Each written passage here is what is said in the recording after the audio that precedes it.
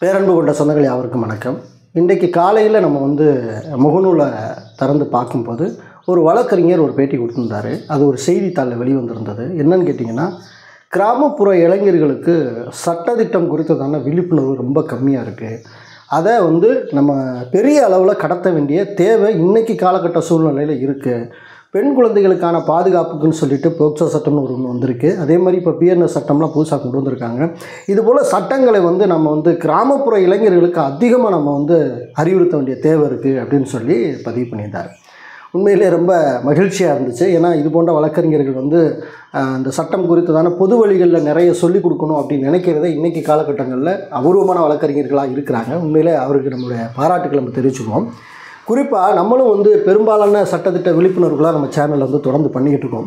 இப்போ ரீசெண்டாக 2-3 நாட்களுக்கு முன்பதாக கிராமப்புறங்கள் தோறும் வருடத்திற்கு 12 முறை நடத்தப்படுகிற மக்கள் தொடர்பு திட்டம் இதை குறித்ததான ஒரு முழு தகவலையுமே நம்ம பதிவேற்றம் செய்யணும். கிட்டத்தட்ட ஒரு அரை மணி நேரமாக ஒரு 4 பேர் ஒரு ஊரணி கரையில் உட்கார்ந்து நம்ம அதுக்கான அந்த திட்டத்திற்கான புதிய விதிகளில் என்னென்ன சொல்லியிருக்காங்கன்னு ஒரு 22 விதமான விதிகளை நம்ம 1/1 சொல்லி நம்ம அவேர்னஸ் பண்ணியிருந்தோம்.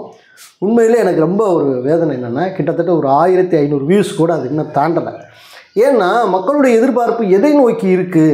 சாதாரண சின்ன ஒரு நகைச்சுவையோ அல்லது ஆபாசமான ஒரு விஷயங்களோ போடும்போது அதை பார்க்குறதுக்குன்னு அவ்வளவு ஆர்வமாக இருக்கக்கூடிய மக்கள் இது போன்ற அவேர்னஸுகளை பார்ப்பதற்கு நேரம் ஒதுக்குகிறார்களா? அதுவும் இன்றைக்கு காலகட்டங்களில் இளைஞர்கள் மத்தியில் அந்த பார்வை இருக்கிறதா அப்படின்னு நினச்சி ரொம்ப வேதனையாக இருக்குது. இதை சொல்லக்கூடிய காரணம் என்ன அப்படின்னு கேட்டிங்கன்னா, இப்போ உள்ளூருக்குள்ளே வாழக்கூடிய மக்கள், ஒரு கிராமத்தில் வாழக்கூடிய மக்களுக்கும் இளைஞர்களுக்குமே இன்னும் ஒரு சில புரிதல்கள் தொடர்ச்சியாகவே இல்லை. அது ரொம்ப வேதனைக்குரிய ஒரு விஷயம். இப்போ பார்த்திங்கன்னா, இப்போ உள்ளாட்சி பிரதிநிதிகள் கிடையாது. கிராம கட்டமைப்பில் கிட்டத்தட்ட 28 மாவட்டங்களில் ஊரக உள்ளாட்சி தேர்தல் நடத்தப்படாமல் இருக்குது. இதனால் ஒரு கிராமத்திற்கு அடிப்படையான தேவைகளை பூர்த்தி செய்வது கூட முடியாத ஒரு சூழ்நிலை இருக்குது. ஒரு ஊராட்சி மன்ற தலைவர் நல்லவரோ கெட்டவரோ அவர் அந்த பதவியில் இருக்கும்போது நமக்கான ஒரு குறைகளை போய் நேரடியாக நம்ம கேட்க முடிந்தது. ஸோ அது செய்யலை அப்படிங்கிற 2வது பிரச்சனை. ஆனால் நம்முடைய குறைகளை சொல்வதற்கு ஒரு ஆட்கள் இருந்தாங்க, மக்களுடைய பிரதிநிதி அப்படின்னு சொல்லிட்டு. ஆனால் இப்போ கிட்டத்தட்ட ஜனவரி 5ஆம் தேதியிலேருந்து இப்போ வரைக்கும் அந்த இல்லை அப்படிங்கிற போது ஒரு தெருலைட்டு பீஸ் ஆனாலோ அல்லது ஒரு குழாயில் தண்ணீர் வரலை என்றாலோ நம்முடைய கோரிக்கையில் எங்கே கொண்டு வைக்கிறதுனா ஊராட்சி செயலாளர் சொன்னாலும் கூட அவங்க சொல்லக்கூடிய ஒரே விஷயம்னா, எங்களுக்கு மேலதிகாரி சில அனுமதி தந்தாதாங்க இதெல்லாம் நாங்கள் செய்ய முடியும்னு ஒற்றை வரியாக அவங்க சொல்லிடுறாங்க.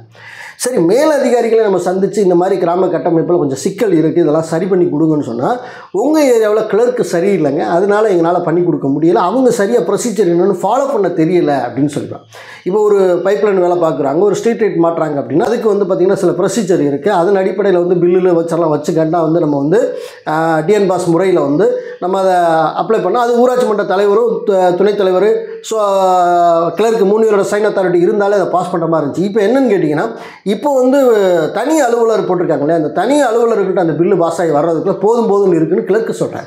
ஸோ இப்போ ஒவ்வொருத்தரும் ஒவ்வொரு நபர்களை மேல் இடத்துல இருக்கிறவங்க கீழே குற்றம் சாட்டாங்க, கீழே இருக்கிறவங்க மேலே குற்றம் சாட்டாங்க. அதே கிராம கட்டமைப்பு வளராமலே இருக்குது. ஏற்கனவே வளர்ந்து நிறைய ஆயிடுச்சு, மறுபடியும் வளர்ச்சியை நோக்கி பயணிக்குது அப்படிங்கிறப்போ ரொம்ப கஷ்டமாக இருக்குது. இப்போ ரீசெண்டாக எங்கள் ஏரியாவில் பார்த்திங்கன்னா ஒரு திடீர்னு ஒரு மக்கள் கிராமத்தில் தண்ணி கொடுக்கறதுக்கான இந்த போர்வெல் அந்த பேனர் போர்டு ரிப்பேர் ஆயிடுச்சு. அப்போ ரிப்பேர் ஆகிடுச்சு, அது புகஞ்சிருச்சு, அதை வேலை பார்க்க சொல்லணும் அப்படின்னு சொன்னால் நம்ம அதுக்கு சில ப்ரொசீஜர் இருக்கணும், புதுசு வாங்கி வைக்கணும், 50,000 வரும் 60,000 வரும் இப்படின்னு சொல்லிக்கிட்டே இருக்காங்களே தவிர அதுக்கான சொல்யூஷன் இல்லை. அப்போ நம்ம என்ன பண்ணுறோம்னா, ஒரு கிராமத்தில் ஒரு இளைஞர்கள் கட்டமைப்பு இருக்கிறனால டக்கு நம்ம இளைஞர்கள் குழுவில் இதை சொல்லி அப்பா நம்ம ஊருக்கு தண்ணி வேணும்னா நம்ம அர்ஜென்ட்டாக நம்ம இதை வேலை பார்த்து தான் ஆகணும் அப்படிங்கிற போதும் எல்லோரும் தனிப்பட்ட முறையில் காசை கொடுத்து அந்த வேலையை உடனே 2 நாளில் செஞ்சு முடிக்கிற அளவுக்கு இன்னும் கூட அந்த காசு நாங்கள் செய்து கொடுத்த வேலைக்கான பில்லை கிளைம் பண்ணி கொடுங்கன்னு கேட்டால் கூட இன்ன வரைக்கும் அந்த பில்லு கைக்கு சேரலை. அப்படிப்பட்ட ஒரு சூழ்நிலை இருக்குது. இங்கே பார்த்தீங்கன்னா கிராம இளைஞர்கள் ஒரு சில கிராம ஊராட்சிகள் இது போன்ற விழிப்புணர்வுகளை இருந்து அந்த கிராமத்திற்கு தேவையான விஷயங்களை பண்ணிக்கிட்டு இருக்காங்க. அது ரொம்ப மகிழ்ச்சி. இப்போ எங்கள் கிராமத்தில் இருக்கக்கூடிய இளைஞர்கள் ஒரு சில பேர் ஓரளவுக்கு கொஞ்சம் நாலேஜாக இருக்காங்க. ஆனாலும் சட்டத்திட்ட விழிப்புணர்வு கடந்து போகுதா அப்படின்னு கேட்டிங்கன்னா ரொம்ப கஷ்டமான ஒரு விஷயம். குறிப்பாக மக்கள் மத்தியில் அந்த உணர்வுங்கிறது இன்றைக்கி காலகட்டங்களில் அது அப்படியே குறைஞ்சிக்கிட்டே வருது.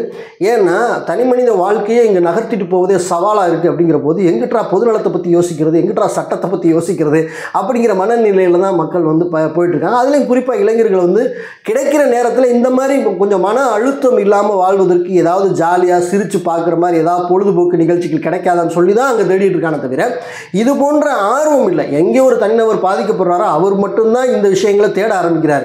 இப்போ ஒருத்தருக்கு பட்டா கிடைக்கல, ஒருத்தருக்கு வந்து வீட்டுக்கு தண்ணீர் இணைப்பு கிடைக்கல, ஈபியில் கரண்ட் கிடைக்கல, இப்படிங்கிற போது தான் அதை போய் என்ன செய்கிறாருன்னா இதுக்கு என்ன வழிமுறைன்னு சொல்லி யூடியூப்பில் தேடுறாரு. அப்படி பார்க்கக்கூடிய நபர்கள் தான் நம்முடைய சேனலில் பார்க்கக்கூடிய இருக்கிறாங்க. ஆனால் ஆர்வத்தோடு எந்த பிரச்சனையுமே இல்லை, ஆனால் தெரிஞ்சுக்கணும் அப்படின்னு நினைக்கிறவங்க 100ல் 2 பேர் கூட கிடையாது. அப்படிங்கிற போது ரொம்ப வேதனையாக இருக்குது. சமீபத்தில் பார்த்திங்கன்னா நிறைய பேர் நம்ம ஊட்டாட்ட வந்து நீங்கள் கிராம ஊராட்சி தலைவருக்கான போட்டி போடணும் இந்த வருஷம் அப்படின்னு சொல்லி ஒரு 4-5 பேர் தொடர்ச்சியாக வந்து கேட்டுகிட்டே போகிறாங்க. மக்களுக்கு வந்து நம்ம நல்ல விஷயங்கள் செய்கிறதுல எந்த மாற்றுக்கட்டு கிடையாது. ஆனால் மக்கள் ஓட்டு போடணும், அது வேண்டாம் பிரச்சனை.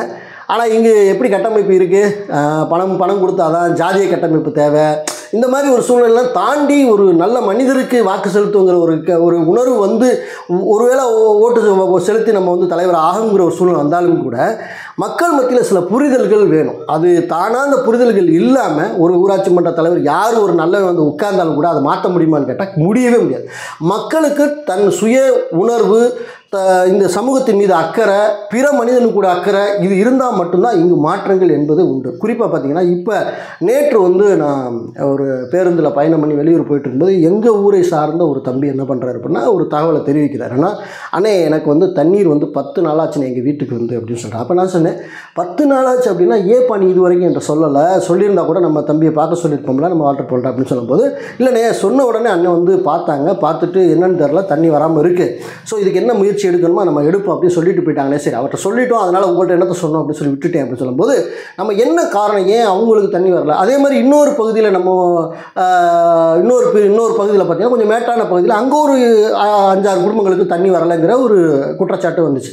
அப்போ என்னன்னு கேட்டிங்கன்னா இங்கே வந்து தண்ணீர் என்பது நம்மளுக்கு பொதுவாகவே இருக்குது. எங்கள் கிராம ஊராட்சியில் பொறுத்த வரைக்கும் கிட்டத்தட்ட ஒரு 98% இணைப்புகளை நம்ம வீட்டுக்கு கொடுத்தாச்சு. அதே மாதிரி எங்கள் கிராம ஊராட்சியில் ஒரு 4 கிராமம் இருந்தாலும் கூட 2 கிராமத்துக்கும் தனியாகவே ஒரு போர்வெல் இருக்குது. அதே மாதிரி இங்கே 2 கிராமத்துக்கும் தனியாகவே போர்வெல் இருக்குது. எங்கள் ஊர்லேயும் 2 கிராமத்துக்கும் தனியாக போர்வெல் இருக்குது. அப்போ அதை யூஸ் பண்ணும்போது தண்ணி நல்ல ஈல்டாக தான் இருக்குது. ஆனால் ஏன் போய் சேரலை அப்படின்னு கேட்டிங்கன்னா ஒரு முக்கியமான விஷயம் மக்கள் செய்கிறாங்க. என்னென்னு கேட்டிங்கன்னா நம்ம முதல்ல இணைப்பு வாங்கும்போது என்ன பத்திரத்தில் எழுதி வாங்குவோம் அப்படின்னு கேட்டிங்கன்னா இந்த தண்ணியை நான் குடி தண்ணிக்கு மட்டும்தான் பயன்படுத்துவேன், மற்ற வீணான தோட்டத்துறவுகளுக்கு நான் விடமாட்டேன் அப்படின்னு சொல்லி ஒரு உறுதிமொழி வாங்கிக்கிட்டு தான் நம்ம இணைப்பு கொடுப்போம். அப்படி நான் தோட்டத்துறவுகளுக்கு விடுற மாதிரி இருந்தால் என்னோட இணைப்பை நான் துண்டிக்க நான் சம்மதிக்கிறேன், ஊராட்சி வந்து துண்டிச்சுக்கலாம் அப்படிங்கிற சம்மதிக்குன்னு சொல்லிட்டு நம்ம 20 பத்திரத்தில் எழுதி வாங்கிட்டு தான் எல்லாருக்கும் இணைப்பு கொடுத்தோம். ஸோ அப்படிப்பட்ட சூழ்நிலை இருக்கும்போது இப்போ பார்த்தீங்கன்னா ஒவ்வொரு வீட்டுக்கு ஒரு லிமிட்டேஷன் இல்லாமல் என்ன பண்ணுறாங்கன்னா தண்ணீர் டேங்க் வந்து கட்டியிருக்காங்கிறது தான் குற்றச்சாட்டு. என்னென்னு கேட்டிங்கன்னா ஒருத்தவங்க வீட்டில் வந்து 1000 லிட்டர் கட்டியிருக்காங்க, இன்னொருத்த வீட்டில் பார்த்தீங்கன்னா 5000 லிட்டர் கட்டியிருக்காங்க. இன்னொருத்தவங்க என்ன பண்ணுறாங்கன்னா அதுலேருந்து பைப்லேருந்து ஓஸ் போட்டு எடுத்து தோட்டம் துறவுகளுக்கு பாய்ச்சிக்கிட்டு இருக்காங்க. இப்போ கீழ்மட்டத்தில் இருக்கும்போது தண்ணீர் இவர்களுக்கு வந்துருச்சு, தொட்டி நிறைய பெருசாக ரெப்புறாங்க, அதே மாதிரி தண்ணியை பிடிச்சி தோட்டம் துறவு விடுறோம். மேட்டான பகுதிகளுக்கு வந்து இந்த குறிப்பிட்ட ஒரு 4 மணி நேரம் நம்ம தண்ணி விடுறோம்னா அந்த 4 மணி நேரத்தை இவங்க இங்கே செலவு பண்ணிடுறாங்க. செலவு விடும்போது அங்கே மேலே உள்ள பகுதிகளுக்கு தண்ணீர் போக மாட்டேங்குது. அப்போ மக்கள் மத்தியில் என்ன புரிதல் வேணும் அப்படின்னா நாம் மட்டும் பயனடைஞ்சால் பத்தாது, மேலே இருக்கக்கூடிய மக்கள் அதாவது வந்து அடுத்த பகுதியில் இருக்கக்கூடிய மக்களுக்கு இந்த தண்ணீர் போய் சேரணும்.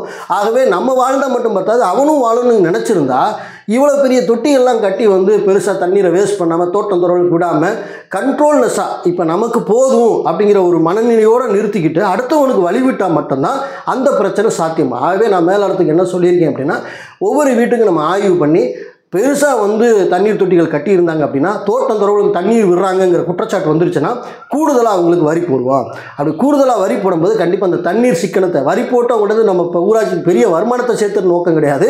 ஐயோ வரி கூட போட்டால் நம்ம தண்ணீர் செலவு பண்ணால் கூட போடுவாங்க அப்படிங்கிற மனநிலை வந்துருச்சுன்னா தண்ணீர் செலவு பண்ணாமல் நம்மளால் சுருக்க முடியும் அப்படின்னு சொல்லி நம்ம தகவல் தெரிவிச்சிருக்கோம். ஸோ அதற்கான முன்னெடுப்பு கூட எடுக்கலாம்னு நினைக்கிறேன். இதை நான் ஏன் உங்கள்கிட்ட சொல்கிறேன் அப்படின்னு பார்த்தீங்கன்னா இதை ஏன் நான் உங்கள்கிட்ட சொல்கிறேன் அப்படின்னு பார்த்தீங்கன்னா இந்த ஒரு சின்ன விஷயத்தில் கூட பொதுமக்கள் ஒரு இன்னொரு மக்களுக்கு ஒரு விஷயம் கிடைக்கணும் அப்படிங்கிற ஒரு எண்ணம் இல்லை என்ற போது இவர்கள் மத்தியில் யார் தலைவராக உட்கார்ந்தாலும் சரி இங்கு மாற்றங்கள் வராது, திருத்தவும் முடியாதுங்கிற ஒரு சூழ்நிலைக்கு தள்ளப்படும். ஆகவே ஒரு தனி மனிதன், தனி இளைஞன் இந்த சமூகத்தின் மீது அக்கறை கொண்டு இந்த சமூகத்தில் நடக்கிற விஷயங்கள்லாம் கவனித்து அடுத்த மக்களும் நல்லா இருக்கணும், அடுத்தவனு வாழணும், ஏன் தேசம் நல்லா இருக்கணும். இப்போ போர் நடந்துட்டு நம்மளுக்கு தெரியும். அந்த மாதிரி சுச்சுவேஷனில் நம்ம நாட்டுக்கு நம்மளால என்ன சப்போர்ட் பண்ண முடியும் அப்படிங்கிறதெல்லாம் யோசிக்கணுமே தாண்டி சுயநலங்கிறது எல்லாருக்கும் இருக்க தான் செய்யுது. கொஞ்சமாவது அதில் பொதுநலம் இருக்கணும், சட்டத்திட்டங்களை தெரிஞ்சுக்கணும். இப்போ ஒரு வீடியோ பார்க்க பார்க்குறீங்க, இந்த மாதிரி விஷயங்கள் இருக்குது. ஒரு கிராம ஒரு கூட்டமைப்பை சேர்ந்து ஒரு இளைஞர்களாக சேர்ந்து ஒரு குழுவை அமைக்கலாம். இந்த மாதிரி சின்ன சின்ன விஷயங்களை செய்யலாம். ஊர் நீர்நிலை தூர்வாரலாம். உங்களுக்கு தேவையான விஷயங்களை சின்ன சின்ன கட்டமைப்புகளை உங்கள் பள்ளி குழந்தைங்களுக்கு டியூஷன் எடுக்கலாம். உங்களுக்கு ஏதாவது நல்ல விஷயங்கள் விளையாட்டு போட்டிகள் வச்சு உங்கள் பிள்ளைங்களை மேம்படுத்தலாம். நிறைய விஷயங்கள் இளைஞர்கள் தொடர்ச்சியாக நிறைய செய்யலாமுங்க. அப்படி ஒரு செய்யும் பட்சத்தில் உண்மையிலே தானாகவே இந்த தேசம் மாற ஆரம்பிக்கும். கிராம கட்டமைப்பு வளர்ந்துருச்சுன்னா ஒரு நாடே வளர்ந்துடும். ஆகவே இளைஞர்கள் இனி வரும் காலத்தில் இந்த வீடியோ பார்த்துட்டு கடந்து போயிடாமல் இதை மற்ற நபர்களுக்கு ஷேர் பண்ணுங்கள்.